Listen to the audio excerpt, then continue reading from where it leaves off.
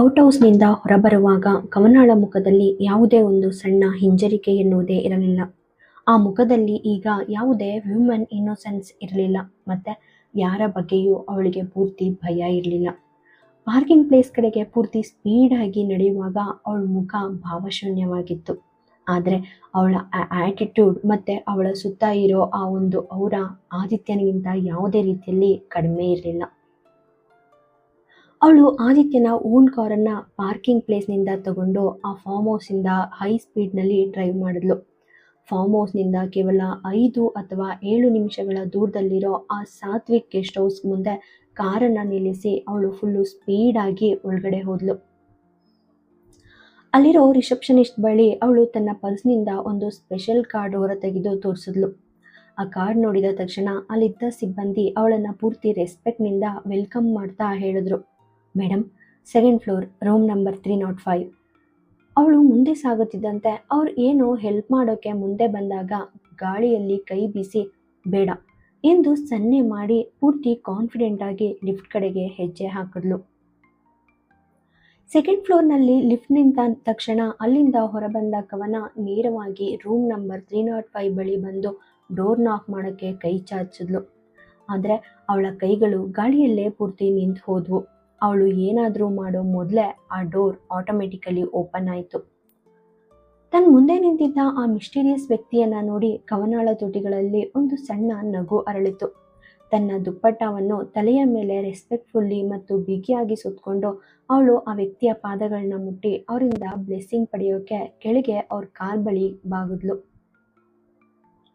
ಕವನಾಳ ಶೋಲ್ಡರ್ಗಳನ್ನು ಹಿಡ್ಕೊಂಡು ಆ ವ್ಯಕ್ತಿ ಕಾಮ್ ವಾಯ್ಸ್ನೊಂದಿಗೆ ಮತ್ತೆ ತಮ್ಮ ತುಟಿಗಳಲ್ಲಿ ಒಂದು ಮಿಸ್ಟೀರಿಯಸ್ ನಗುವಿನೊಂದಿಗೆ ಮಾತಾಡೋಕೆ ಶುರು ಮಾಡಿದ್ರು. ಹುಟ್ಟುಹಬ್ಬದ ಶುಭಾಶಯಗಳು ಮಗಳೇ. ನಿನ್ನ ಬರ್ತಡೆಗೆ ಅನೇಕ ಅಭಿನಂದನೆಗಳು. ನೀನು ಯಾವಾಗಲೂ ಸುಖಿ ಸುಮಂಗಲಿಯಾಗಿ 100 ಕಾಲ ಬಾಳು. ಹೀಗೆ ಹೇಳ್ತಾ ಆ ವ್ಯಕ್ತಿ ಕವನಾಳ ಹಣೆಯ ಮೇಲೆ ಕೈಯಿಟ್ಟು ಪ್ರಪಂಚದ ಎಲ್ಲ ಆಶೀರ್ವಾದಗಳನ್ನು ಅವಳಿಗೆ ನೀಡಿದರು. ಧನ್ಯವಾದಗಳು ಗುರುಗಳೇ. ಕವನ ಅವರ ಕೈಗಳನ್ನು ರೆಸ್ಪೆಕ್ಟ್ಫುಲ್ಲಿ ಹಿಡಿದು ಶಾಂತವಾಗಿ ಹೇಳಿದ್ಲು. ನಂತರ ಡೋರ್ ಕ್ಲೋಸ್ ಮಾಡಿ ರೂಮ್ ಒಳಗೆ ಬಂದ್ಲು. ಆಗ ಆ ವ್ಯಕ್ತಿ ಅವಳ ಮಾತುಗಳನ್ನು ಸಡನ್ನಾಗಿ ಅಡ್ಡಗಟ್ಟಿ ಹೇಳಿದ್ರು, ಮಗು, ಅಟ್ಲೀಸ್ಟ್ ನಿನ್ನ ಬರ್ತ್ಡೇ ದಿನವಾದರೂ ನೀನು ನನ್ನನ್ನು ತಾತ ಅಂತ ಕರಿಬಾರ್ದಾ? ಇದನ್ನು ಕೇಳಿದ ಕವನ ಅವರನ್ನು ಒಂದು ತುಂಟ ನಗುವಿನೊಂದಿಗೆ ನೋಡಿದಳು. ಆಗ ಅವರು ಸ್ವಲ್ಪ ಸ್ಯಾಡ್ ಆಗಿ ಮತ್ತೆ ನಡುಗುವ ಧ್ವನಿಯಲ್ಲಿ ಹೇಳಿದ್ರು, ನನ್ನ ಸ್ವಂತ ಮೊಮ್ಮಗನ ಬಾಯಿಂದ ತಾತ ಅನ್ನೋ ವರ್ಡ್ ಕೇಳಿ ಈಗ ವರ್ಷಗಳೇ ಕಳೆದು ಹೋಗಿವೆ ಮಗು. ಅಟ್ಲೀಸ್ಟ್ ನನ್ನ ಮೊಮ್ಮಗನ ಹೆಂಡತಿ ಬಾಯಿಂದನಾದರೂ ಅದನ್ನು ಕೇಳಿದ್ರೆ ನನ್ನ ಮನಸ್ಸಿಗೆ ಸ್ವಲ್ಪ ಶಾಂತಿ ಸಿಗುತ್ತೆ. ಹೀಗೆ ಹೇಳ್ತಾ ಅವರು ಕವನಾಳನ್ನು ಪೂರ್ತಿ ಅಕ್ಕರೆಯಿಂದ ನೋಡ್ತಾ ಅವಳನ್ನು ನಗಿಸೋಕೆ ಶುರು ಮಾಡಿದ್ರು. ಕವನ ವೀರೇಂದ್ರ ರಾಜ್ ಅವರ ಶೋಲ್ಡರ್ಗಳನ್ನು ಫುಲ್ಲು ಸ್ಟ್ರೈಟ್ ಆಗಿ ಮಾಡಿದ್ಲು. ಆಮೇಲೆ ಅವ್ರ ಮುಖ ಮತ್ತು ಅವ್ರ ಲುಕ್ಕನ್ನು ಗಲ್ಲದಿಂದ ಮೆಲ್ಲಗೆ ಮೇಲಕ್ಕೆತ್ತಿ ಅವರ ಕಣ್ಣುಗಳನ್ನು ತನ್ನ ಕಣ್ಣುಗಳಿಗೆ ಫುಲ್ಲು ಡೈರೆಕ್ಟಾಗಿ ಕನೆಕ್ಟ್ ಮಾಡಿ ಹೇಳಿದ್ಲು, ವೀರೇಂದ್ರ ರಾಜ್ ಅವರ ಶೋಲ್ಡರ್, ಮುಖ ಮತ್ತು ಅವರ ಇನ್ಸ್ಟೆನ್ಸ್ ಲುಕ್ ಯಾವಾಗಲೂ ಮೇಲಕ್ಕೆ ಇರಬೇಕು. ಅದು ಅವ್ರ ಕೊನೆ ಉಸಿರಿರೋವರೆಗೂ ಹಾಗೇ ಇರಬೇಕು.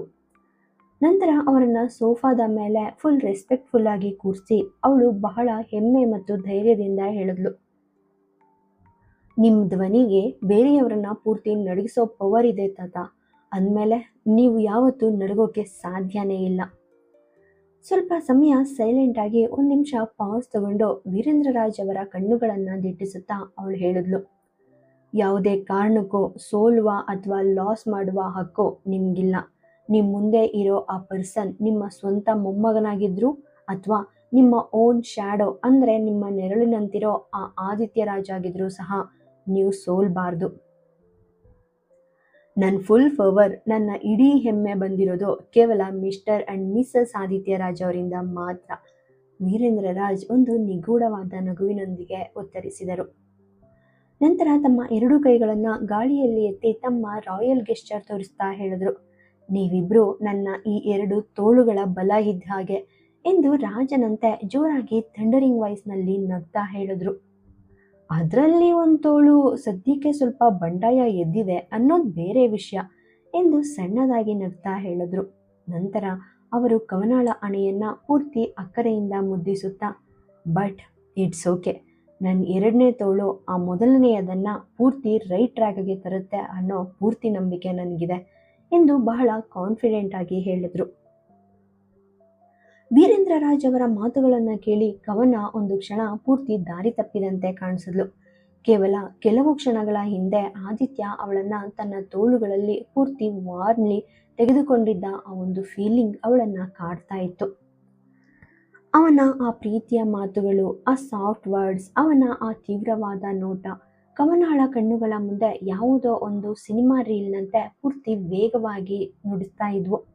ಅವಳು ಯಾವುದೋ ಒಂದು ದೊಡ್ಡ ಸಂಕಟದ ಸುಳಿಯಲ್ಲಿ ಸಿಕ್ಕಿ ಹಾಕಿಕೊಂಡಂತೆ ಪೂರ್ತಿ ಲಾಸ್ಟ್ ಆಗಿದ್ಲು. ಕಾವ್ಯ, ಕಾವ್ಯ. ವೀರೇಂದ್ರ ರಾಜ್ ಅವಳನ್ನ 2-3 ಬಾರಿ ಜೋರಾಗಿ ಕೂಗಿದ ನಂತರವೂ ಕವನಾಗೆ ತನ್ನ ಆ ಒಂದು ಆಳವಾದ ಆಲೋಚನೆಗಳಿಂದ ಹೊರಬರಲು ಸಾಧ್ಯವಾಗಲಿಲ್ಲ. ಆದಿತ್ಯನ ಆ ಒಂದು ಸ್ವೀಟ್ ವಾಯ್ಸ್ ಹೊರತುಪಡಿಸಿ ಬೇರೆ ಯಾರ ಧ್ವನಿಯೂ ಅವಳ ಕಿವಿಯಲ್ಲಿ ಪ್ರತಿಧ್ವನಿಸುತ್ತಿಲ್ಲ ಅನ್ನೋ ಹಾಗೆ ಅವಳ ಪೂರ್ತಿ ಮೈಂಡ್ ಇತ್ತು. ಕಾವ್ಯ, ಅಮ್ಮ, ಕಾವ್ಯ, ಮಗು.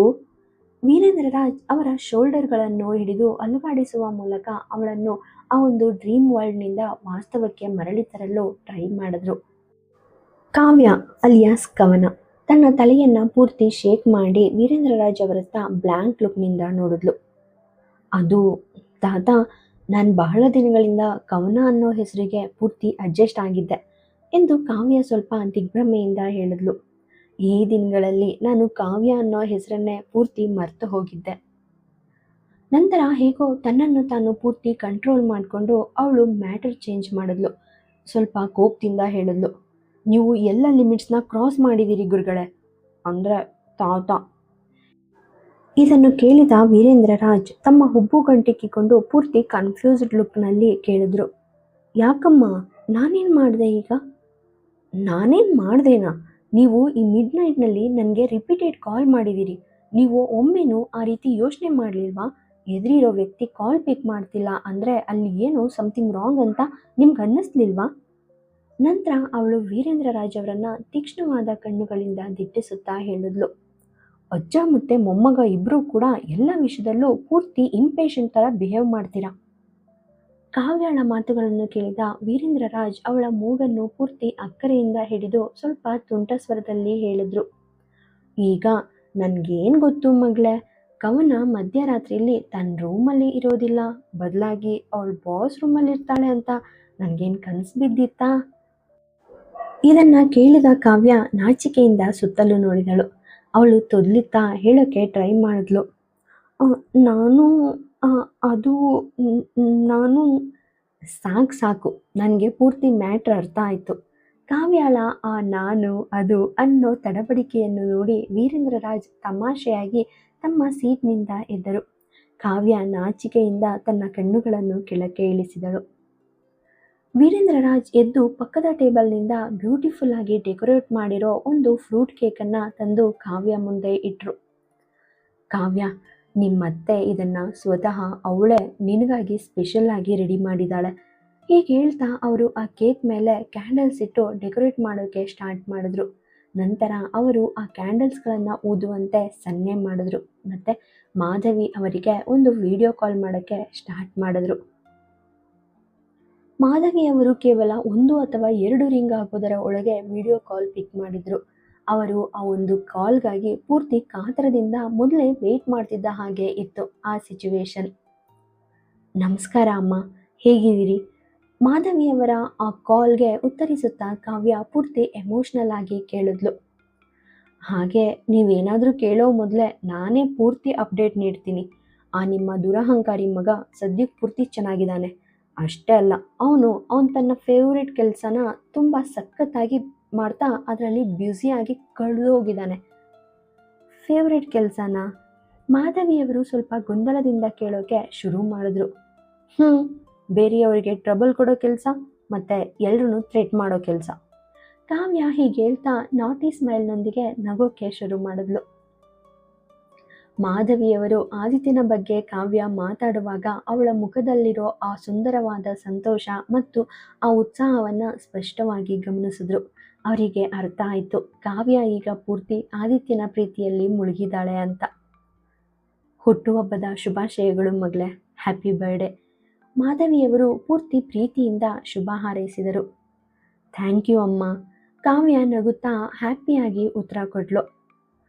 ಈಗ ನಿಮ್ಮೆಲ್ಲ ಮಾತುಕತೆ ಮುಗಿದಿದ್ರೆ ನೀನು ಈ ಕೇಕ್ ಕಟ್ ಮಾಡ್ತೀಯಾ ಕಾವ್ಯ? ಈ ಬಡ ಮುದ್ಕ ಪೂರ್ತಿ ಲಾಂಗ್ ಟೈಮಿಂದ ಈ ಕೇಕನ್ನೇ ದಿಟ್ಟಿಸ್ತಾ ಕೂತಿದ್ದಾನೆ.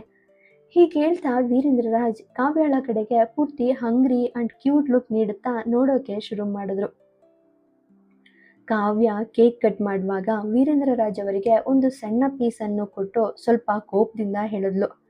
ಜಸ್ಟ್ ಸ್ವಲ್ಪ ಅಷ್ಟೇ ತಾತ, ನಿಮ್ಮ ಆ ಶುಗರ್ ಲೆವೆಲ್ ಇನ್ನೂ ಪೂರ್ತಿ ಕಂಟ್ರೋಲ್ ಬಂದಿಲ್ಲ, ನೆನಪಲ್ಲಿರಲಿ. ಸ್ವಲ್ಪ ವಿರಾಮ ತಗೊಂಡು ವಿಡಿಯೋ ಕಾಲ್ನಲ್ಲಿರೋ ಮಾಧವಿಯವರನ್ನ ನೋಡಿ ಹೇಳಿದ್ಲು.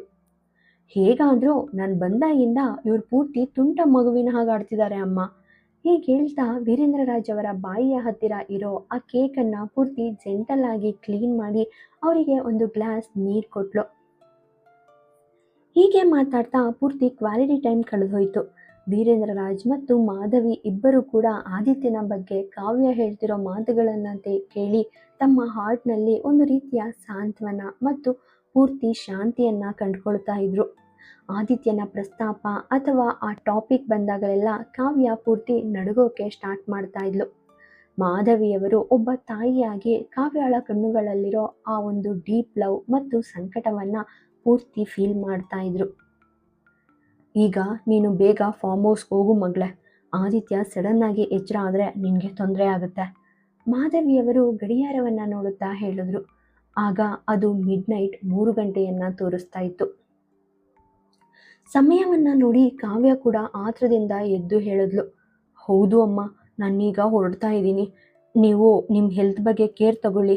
ಮತ್ತೆ ತಾತ, ನೀವು ಮಂಗಳೂರು ರೀಚ್ ಆದ ತಕ್ಷಣ ನನಗೆ ಕಾಲ್ ಮಾಡಿ. ಇಷ್ಟು ಹೇಳಿ ಅವಳು ಅಲ್ಲಿಂದ ಹೊರಡೋಕೆ ಸ್ಟಾರ್ಟ್ ಮಾಡಿದ್ಲು. ಒಂದು ನಿಮಿಷ ಇರು ಮಗಳೇ, ನಾನು ನನ್ನ ಡ್ರೈವರ್ಗೆ ನಿನ್ನ ಫಾಲೋ ಮಾಡಿ ಫಾರ್ಮ್ ಹೌಸ್ಗೆ ಸೇಫಾಗಿ ಬಿಡೋಕೆ ಹೇಳ್ತೀನಿ. ಆಲ್ರೆಡಿ ತುಂಬ ಲೇಟ್ ಆಗಿದೆ. ವೀರೇಂದ್ರರಾಜ್ ಸ್ವಲ್ಪ ಆತಂಕದಿಂದ ಹೇಳಿದ್ರು. ನಾನು ಆದಿತ್ಯರಾಜ್ ಅವರ ವೈಫ್ ಮತ್ತು ವೀರೇಂದ್ರರಾಜ್ ಅವರ ಮೊಮ್ಮಗಳು ತಾತ. ನನ್ನಲ್ಲೂ ಕೂಡ ಧೈರ್ಯ ಮತ್ತು ಸಾಹಸ ತುಂಬಾ ಇದೆ. ಯಾವುದಕ್ಕೂ ಡೋಂಟ್ ವರಿ. ಕವನ ಅಲಿಯಾಸ್ ಕಾವ್ಯ ಪೂರ್ತಿ ಹೆಮ್ಮೆಯಿಂದ ಮಾತಾಡ್ತಾ ಅಲ್ಲಿಂದ ಹೊರಟೋದ್ಲು. ನಿಮ್ಮ ಮದುವೆ ನಂತರ ನೀನು ನಿನ್ನನ್ನು ಪೂರ್ತಿ ಹೆಮ್ಮೆಯಿಂದ ಆದಿತ್ಯನ ಹೆಂಡತಿ ಅಂತ ಕರೆದುಕೊಳ್ತಾ ಇರೋದು ಬಹುಶಃ ಇದೇ ಮೊದಲು ಬಾರಿ ಏನೋ ಕಾವ್ಯ. ಇಲ್ಲದೇ ಇದ್ದರೆ ಬಹುಶಃ ನಾವಿಬ್ಬರು ಅನ್ನೋನ್ ಆಗಿ ಒಬ್ರನ್ನೊಬ್ರು ತಿಳಿದೆ ಯಾವುದೋ ಒಂದು ರೀಸನಿಂದ ಹೇಟ್ ಮಾಡೋಕೆ ಇದೆಲ್ಲ ಕಾರಣ ಆಗಿ ಬಿಡ್ತಿತ್ತೇನೋ. ಹೀಗೆ ಹೇಳ್ತಾ ವೀರೇಂದ್ರರಾಜ್ ಸ್ವಲ್ಪ ಮುಗುಳ್ನಕ್ಕರು. ಕಾವ್ಯ ಸಡನ್ ಆಗಿ ತಿರುಗಿ ಅವರತ್ತ ಪೂರ್ತಿ ಆಳವಾದ ನೋಟ ಬೀರಿದ್ಲು. ಆ ಯೂಸ್ಲೆಸ್ ಫೆಲೋ ನಿನ್ನನ್ನು ಪ್ರೀತಿಸೋಕೆ ಸ್ಟಾರ್ಟ್ ಮಾಡಿದಾನ ಕಾವ್ಯ? ವೀರೇಂದ್ರರಾಜ್ ಅವರ ಧ್ವನಿಯಲ್ಲಿ ಒಂದು ರೀತಿಯ ವಿಶ್ವಾಸವಿತ್ತು. ಅವನು ಪ್ರೀತಿಸ್ತಿರೋದು ನನ್ನನ್ನಲ್ಲ ತಾತ, ಕೇವಲ ಆ ಕವನಾಳನ್ನು ಮಾತ್ರ. ಅವನು ಕಾವ್ಯಳನ್ನು ಪೂರ್ತಿ ಡೀಪಾಗಿ ಹೇಟ್ ಮಾಡ್ತಾನೆ. ಅವನ ದೃಷ್ಟಿಲಿ ಕಾವ್ಯ ಕೇವಲ ಒಂದು ವಸ್ತು ಅಷ್ಟೆ. ಅದನ್ನು ಕೇವಲ ಯೂಸ್ ಆ್ಯಂಡ್ ಥ್ರೋ ಮಾಡಲಾಗುತ್ತೆ ಅಷ್ಟೆ. ಕಾವ್ಯ ತನ್ನಷ್ಟಕ್ಕೆ ತಾನೇ ಪೂರ್ತಿ ಸರ್ಕ್ಯಾಸ್ಟಿಕ್ ಆಗಿ ನಗ್ತಾ ಹೇಳಿದ್ಲು. ಅವಳ ಧ್ವನಿಯಲ್ಲಿ ಇನ್ನೂ ಆ ಒಂದು ಕೋಪ ಮತ್ತು ನೋವಿನ ಸುಳಿವು ಇತ್ತು. ಇಷ್ಟು ಹೇಳಿ ಅವಳಲ್ಲಿಂದ ಹೊರಡೋಕೆ ರೆಡಿ ಆದ್ಲು. ಹಾಗಾದರೆ ನಾವೀಗ ನೆಕ್ಸ್ಟ್ ಏನು ಮಾಡಬೇಕು ಪುಟ? ವೀರೇಂದ್ರರಾಜ್ ಅವಳನ್ನು ನಿಲ್ಲಿಸಿ ಪೂರ್ತಿ ಸೀರಿಯಸ್ ಆಗಿ ಕೇಳಿದ್ರು. ಅವನಿಗೆ ಬೇಕಾಗಿದ್ದು ಅದೇ ಅಲ್ವಾ ತಾತ? ಮದುವೆಯ ಸೆಕೆಂಡ್ ಡೇ ಅವನು ನನಗೆ ಹೇಳ್ದಂತೆ ಮತ್ತು ನನ್ನಿಂದ ಇಷ್ಟಪಟ್ಟಂತೆ ಎಲ್ಲನೂ ನಡೀತಿದೆ. ಹೀಗೆ ಹೇಳ್ತಾ ಅವಳು ಪೂರ್ತಿ ವೇಗವಾಗಿ ಅಲ್ಲಿಂದ ಹೊರಟೋದ್ಲು. ಕಾವ್ಯ, ಇದೀಗ ನಿಮ್ಮಿಬ್ರಿಗೂ ಅದಷ್ಟು ಈಸಿ ಅಲ್ಲ ಮಗು. ನೀನು ಫಸ್ಟ್ ಇಲ್ಲಿಗೆ ಬಂದಾಗ ನಿನ್ನ ಕಣ್ಣುಗಳಲ್ಲಿ ಆದಿತ್ಯನ ಬಗ್ಗೆ ಪೂರ್ತಿ ಕೋಪ ಇತ್ತು ಮತ್ತು ನಿನ್ನ ವಾಯ್ಸ್ನಲ್ಲಿ ಕೇವಲ ಹೇಟ್ರೇಡ್ ಮಾತ್ರ ಇತ್ತು. ಆದರೆ ಇವತ್ತು ನಿನ್ನ ಧ್ವನಿಲಿ ಆ ದ್ವೇಷ ಇಲ್ಲ, ನಿನ್ನ ಕಣ್ಣುಗಳಲ್ಲಿ ಆ ಹಳೆಯ ಸಿಟ್ಟಿಲ್ಲ. ಏನಾದರೂ ಇದ್ದರೆ ಅದು ಕೇವಲ ಪೇನ್ ಮತ್ತು ಆ ಅತೀವವಾದ ಪ್ರೀತಿ ಅಷ್ಟೆ. ವೀರೇಂದ್ರರಾಜ್ ಅವಳು ಹೋಗೋದನ್ನೇ ನೋಡ್ತಾ ಪೂರ್ತಿ ಎಮೋಷ್ನಲ್ ಆಗಿ ತಮಗೆ ತಾವೇ ಪಿಸಿಗುಟ್ಟಿದರು. ಕಾವ್ಯ ಕಾರನ್ನು ಹತ್ತಿ ಕುಳಿತು ಸ್ಪೀಡಾಗಿ ಡ್ರೈವ್ ಮಾಡೋಕ್ಕೆ ಸ್ಟಾರ್ಟ್ ಮಾಡಿದ್ಲು. ಆಗ ಸಡನ್ ಆಗಿ ಮೆಸೇಜ್ ಬಂದ ಸೌಂಡ್ ಕೇಳಿದಾಗ ಅವಳು ತನ್ನ ಫೋನ್ ಚೆಕ್ ಮಾಡಿದ್ಲು. ಮಾಧವಿಯವರ ಆ ಒಂದು ಮೆಸೇಜ್ ನೋಡಿ ಅವಳು ನಗುತ್ತಾ ಪಿಸ್ಗುಟ್ಟಿದ್ಲು. ಅಮ್ಮ, ನೀವು ಖಂಡಿತ ಮೆಸೇಜ್ ಮಾಡ್ತೀರಿ ಅಂತ ನನಗೆ ಮೊದಲೇ ಗೊತ್ತಿತ್ತು. ನಂತರ ಅವಳು ಆ ಮೆಸೇಜ್ ಓದೋಕ್ಕೆ ಸ್ಟಾರ್ಟ್ ಮಾಡಿದ್ಲು. ನಾನು ನಿನಗೆ ಮೊದಲೇ ಹೇಳಿದ್ದೆ ಮಗಳೇ, ಪೂರ್ತಿ ಕೇರ್ಫುಲ್ ಆಗಿರು ಅಂತ. ನನ್ನ ಮಗನನ್ನು ಸರಿಪಡಿಸೋಕೆ ಟ್ರೈ ಮಾಡಬೇಡ ಕಾವ್ಯ. ನೀನೇ ಪೂರ್ತಿ ಹಾಳಾಗ್ತೀಯ, ಅಥವಾ ಆಲ್ರೆಡಿ ಹಾಳಾಗ್ಬಿಟ್ಟಿದ್ಯಾ ಮಗಳೇ. ಮಾಧವಿಯವರ ಆ ಒಂದು ಡೀಪ್ ಮೆಸೇಜ್ ಓದ್ತಾ ಇದ್ದಾಗೆ ಕಾವ್ಯಳ ತುಟಿಗಳಲ್ಲಿ ಒಂದು ಸಣ್ಣ ನಗು ಮೂಡಿತು. ಆದರೆ ಕಣ್ಣುಗಳಲ್ಲಿ ನೀರು ತುಂಬಿಕೊಂಡ್ವು. ಅವಳು ಸ್ವಲ್ಪ ಕೋಪದಿಂದ ಎಂದಿಗೂ ಇಲ್ಲ ಅನ್ನೋ ಅರ್ಥ ಕೊಡೋ ಒಂದು ಇಮೋಜಿಯೊಂದಿಗೆ ಮೆಸೇಜ್ ಸೆಂಡ್ ಮಾಡಿದ್ಲು. ತನ್ನ ಫೋನ್ ಪಕ್ಕಕ್ಕೆ ಇರಿಸಿ ಫಾರ್ಮ್ ಹೌಸ್ ಕಡೆಗೆ ಪೂರ್ತಿ ಸ್ಟೈಲಾಗಿ ಗಾಡಿ ತಿರುಗಿಸಿದ್ಲು. ಸ್ಪೀಡ್ ಹೆಚ್ಚಿಸ್ತಾ ಅವಳು ಫಾರ್ಮ್ ಹೌಸ್ ಪಾರ್ಕಿಂಗ್ ಏರಿಯಾದಲ್ಲಿ ಕಾರ್ ನಿಲ್ಲಿಸಿ ಔಟ್ ಹೌಸ್ ಕಡೆಗೆ ವೇಗವಾಗಿ ಓಡೋಕ್ಕೆ ಸ್ಟಾರ್ಟ್ ಮಾಡಿದ್ಲು. ಅವಳು ಯಾಕೆ ಇಷ್ಟೊಂದು ರೆಸ್ಟ್ಲೆಸ್ ಆಗಿದ್ದಾಳೆ ಅಂತ ಅವಳಿಗೆ ಅರ್ಥ ಆಗ್ತಿರ್ಲಿಲ್ಲ. ಆದಿತ್ಯ ಎಚ್ಚರಗೊಳ್ತಾನೆ ಅಂತ ಅನ್ನೋ ಆ ಒಂದು ಭಯನೋ ಅಥವಾ ಅವನ ಹತ್ರ ಹೋಗ್ಬೇಕು ಅನ್ನೋ ಆ ಒಂದು ಹತಾಶೆಯೋ ಅವಳಿಗೆ ತಿಳಿದಿರಲಿಲ್ಲ. ಕಾರಿನ ಕೀಯನ್ನು ಕೈಯಲ್ಲಿ ಹಿಡಿದು ಅವಳು ಆದಿತ್ಯನ ರೂಮಿನ ಕಡೆಗೆ ಹೊಡೆದ್ಲು. ಬಾಗಿಲನ್ನ ನಿಧಾನವಾಗಿ ಕ್ಲೋಸ್ ಮಾಡಿ ಬೆಡ್ ಮೇಲೆ ಇನ್ನೂ ನೆಮ್ಮದಿಯಿಂದ ಮಲಗಿದ್ದ ಆದಿತ್ಯನನ್ನ ನೋಡಿ ಸಮಾಧಾನದಿಂದ ಒಂದು ನಿಟ್ಟುಸಿರು ಬಿಟ್ಲು. ಕಾವ್ಯ ಆದಿತ್ಯನ ಬಳಿಗೆ ಬಂದು ಅಲ್ಲಿ ಶಾಂತವಾಗಿ ಮಲಗಿದ್ದ ಅವನ ಮುಖವನ್ನೇ ನೋಡ್ತಾ ಒಂದು ಕ್ಷಣ ಕಳೆದು ಹೋದ್ಲು. ಆದಿತ್ಯನ ಒಂದು ಕೈಯನ್ನ ತನ್ನ ಮುಖದ ಮೇಲೆ ಇಟ್ಟುಕೊಂಡು ಕಣ್ಣು ಮುಚ್ಚಿ ತನ್ನಷ್ಟಕ್ಕೆ ತಾನೇ ಪಿಸುಗುಟ್ಟಲು ಶುರು ಮಾಡಿದ್ಲು. 5 ತಿಂಗಳಿಂದಿನ ಆ ಒಂದು ಮಾರ್ನಿಂಗ್ ನಿನ್ನ ಮೈಂಡಿಂದ ಪೂರ್ತಿ ಮರೆಯಾಗಿರಬಹುದು ಆದಿತ್ಯ. ನೀನು ಆಲ್ರೆಡಿ ಮದುವೆಯಾಗಿದೆಯಾ ಅನ್ನೋ ಸತ್ಯವನ್ನೇ ನೀನು ಮರೆತಿರಬಹುದು. ಆದರೆ ಆ ದಿನದಿಂದ ಇಂದಿನವರೆಗೆ ಆ ಒಂದು ಇನ್ಸಲ್ಟ್, ಆ ಪೇಯ್ನ್ ಮತ್ತು ನೋವು ನನ್ನನ್ನು ಬಿಟ್ಟು ಹೋದ ಒಂದು ಸೆಕೆಂಡ್ ಕೂಡ ಕಳೆದಿಲ್ಲ. ಆದಿತ್ಯನ ಕೈಯನ್ನು ತನ್ನ ಹಾರ್ಟ್ಗೆ ಬಿಗಿಯಾಗಿ ಹಿಡಿದುಕೊಂಡು ಅವಳು ಮತ್ತೆ ನೋವು, ಕೋಪ ಮತ್ತು ಅಶಾಂತಿಯಿಂದ ಮಾತಾಡಿದ್ಲು. ನೀವು ಈ ರೀತಿ ಮಾಡಬಾರ್ದಿತ್ತು ಮಿಸ್ಟರ್ ಹಸ್ಬೆಂಡ್. ನನ್ನ ಜೊತೆ ಆ ಒಂದು ರಾತ್ರಿ ಕಳೆದ ಮೇಲೆ ಆ ಡಿವೋರ್ಸ್ ಪೇಪರ್ಸ್ ಮತ್ತು ನಿಮ್ಮೊಳಗಿರೋ ಎಲ್ಲ ದ್ವೇಷವನ್ನು ಉಡುಗೊರೆಯಾಗಿ ಪ್ಯಾಕ್ ಮಾಡಿ ನನ್ನ ಬೆಡ್ ಪಕ್ಕದಲ್ಲಿ ಇಡುವ ಮೊದಲು ನೀವು ಒಮ್ಮೆನೂ ಯೋಚನೆ ಮಾಡಲಿಲ್ವಾ? ನನ್ನ ಹಣೆಗೆ ಸಿಂಧೂರ ಇಟ್ಟು ಮತ್ತು ಮಂಗಳಸೂತ್ರ ಧರಿಸುವಂತೆ ಮಾಡೋ ಮೂಲಕ ನೀವು ನನ್ನನ್ನು ನಿಮ್ಮ ಹೆಂಡತಿಯನ್ನಾಗಿ ಮಾಡ್ಕೊಂಡಿದ್ದೀರಿ ಅಂತ. ಅದು ನಿಮಗೆ ಇಷ್ಟ ಇಲ್ಲದೆ ಹೋದರೂ ಸಹ ಆ ಸತ್ಯವನ್ನು ನೀವು ಬದಲಾಯಿಸೋಕೆ ಸಾಧ್ಯ ಇಲ್ಲ ಅಲ್ವಾ? ನಂತರ ಸ್ವಲ್ಪ ಹೊತ್ತು ಸೈಲೆಂಟಾಗಿ ನಿಂತು ಕೋಪ ಮತ್ತು ದ್ವೇಷದಿಂದ ಅವಳು ಹೇಳಿದ್ಲು, ನೀನು ಅಲ್ಲಿಂದ ತಿರುಗಿ ಹೋಗೋ ಮೊದಲು ಒಮ್ಮೆನೂ ಯೋಚನೆ ಮಾಡಿರಲಿಲ್ಲ ಆದಿತ್ಯ, ನೀನು ನನ್ನ ಜೊತೆ ಹೇಗೆ ಬಿಹೇವ್ ಮಾಡ್ತಿದ್ಯಾ ಅಂತ. ಒಬ್ಬ ಕಸ್ಟಮರ್ ಒಂದು ರಾತ್ರಿಗಾಗಿ ಖರೀದಿಸಿದ ಮಹಿಳೆಯ ಜೊತೆ ಕೂಡ ಈ ರೀತಿ ಚೀಪಾಗಿ ಬಿಹೇವ್ ಮಾಡೋದಿಲ್ಲ. ನೀನು ಹೇಳೋಕೆ ಬಯಸಿದ್ದನ್ನು ಪೂರ್ತಿ ಡೈರೆಕ್ಟಾಗಿ ಹೇಳಿಬಿಟ್ಟೆ. ಆದರೆ ಆ ಭರವಸೆಯ ಕಣ್ಣುಗಳು ನಿನ್ನನ್ನು ಬಹಳ ಸಮಯದಿಂದ ಫಾಲೋ ಮಾಡ್ತಿದ್ವು ಅನ್ನೋ ಅರಿವು ನಿನಗೆ ಇರಲೇ ಇಲ್ವೇನೋ. ಹೀಗೆ ಹೇಳ್ತಾ ಅವಳು ಕಣ್ಣು ಮುಚ್ಚಿದ್ಲು. ಆದಿತ್ಯನ ಪ್ರೀತಿಯ ಇನ್ಫ್ಲೂಯೆನ್ಸ್ನಿಂದ ಮಸುಕಾಗಿದ್ದ ಆ ಕಹಿ ನೆನಪುಗಳು ಅವಳ ಮನಸ್ಸಿನಲ್ಲಿ ಪೂರ್ತಿ ತುಂಬಿ ಹರಿಯೋಕೆ ಸ್ಟಾರ್ಟ್ ಆದವು.